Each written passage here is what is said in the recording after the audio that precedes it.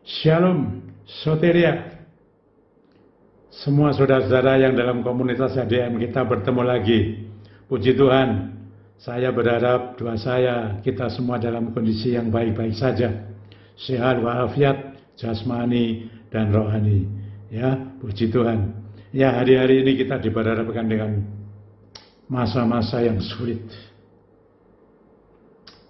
Betul-betul sulit. Tapi kita sebagai anak-anak Tuhan yang memiliki iman kepada Tuhan Yesus Kristus, jangan cepat putus asa, jangan patah semangat, tetap teguh, kuat, supaya kita dapat menghadapi ini. Dan percaya ada Roh Kudus yang siap menolong saya dan saudara, supaya saudara tetap kuat dan akhirnya menang menghadapi masalah-masalah yang ada di dunia ini, yang tidak mudah. Di tengah-tengah ini saudara-saudara, saya mau menyampaikan renungan untuk saudara dan saya sendiri. Dalam menghadapi seperti ini, kita butuh iman yang lebih dewasa. Rohani kita lebih meningkat dewasa. Ya, bukan lagi menjadi iman yang seperti bayi, anak-anak atau remaja, pemuda-pemudi, tapi sudah meningkat sebagai dewasa, rohani yang dewasa. Ya, bagaimana kita bisa memiliki iman atau rohani yang dewasa ini, saudara-saudara? Yang pertama, ya, supaya saya dan saudara, untuk rohani saya dan saudara bisa dewasa, perlu makan.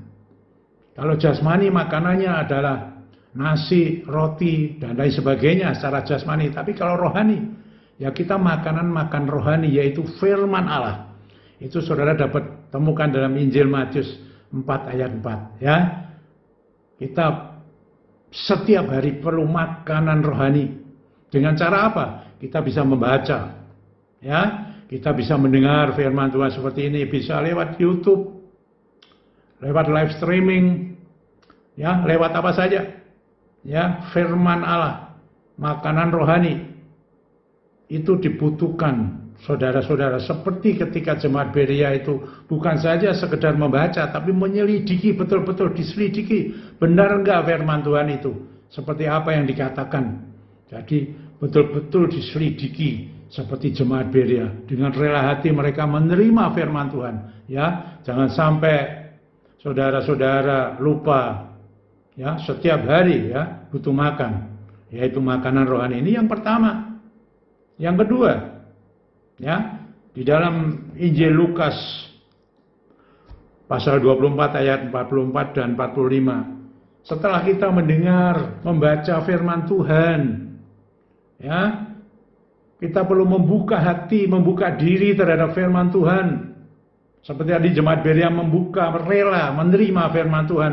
Jangan sampai ketika kita mendengar, membaca firman Tuhan lalu tersinggung, mencari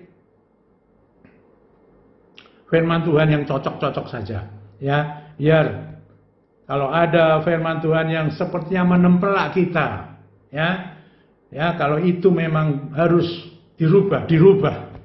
Kita jalan sesuai dengan firman Allah. Firman Allah adalah firman yang hidup, ya. Jangan sampai kita mudah tersinggung, kecewa, sakit hati terhadap firman Allah, sehingga hati yang keras dapat dilembutkan.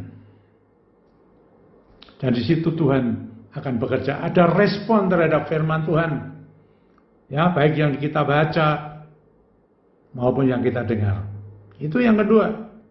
Lalu yang ketiga, saudara siap mengalami yang namanya penderitaan, pikul salib.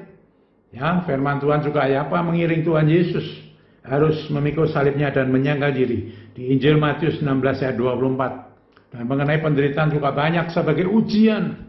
Ya, salib mengenai pengertian penderitaan tetapi sekaligus kebenaran.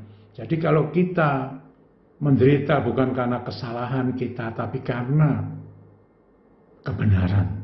Ada supaya iman kita meningkat, bertumbuh menjadi iman yang dewasa, kehidupan rohani kami menjadi dewasa. Ya, mari kita benar-benar pada hari-hari ini bertumbuh betul-betul. Rohani kita lebih dewasa. Satu, makanan rohani, firman Tuhan. Kedua, membuka diri terhadap firman Tuhan. Ketiga, siap pikul salibnya. Siap pikul salib dan menyangkal diri. Ya, apa yang kita senangi yang tidak sesuai dengan firman Tuhan, kita tinggalkan. Kita mau berjalan dalam firman Tuhan. Saudara-saudara, saya percaya meskipun saudara di rumah, saudara tetap bersekutu dengan Tuhan, hidupmu akan diberkati. Berkat dari surga yang melimpah dengan Roh Kudus yang sudah hadir di dalam diri kita. Puji Tuhan, ya. Sampai jumpa kembali. Tuhan memberkati semuanya. Haleluya. Amin.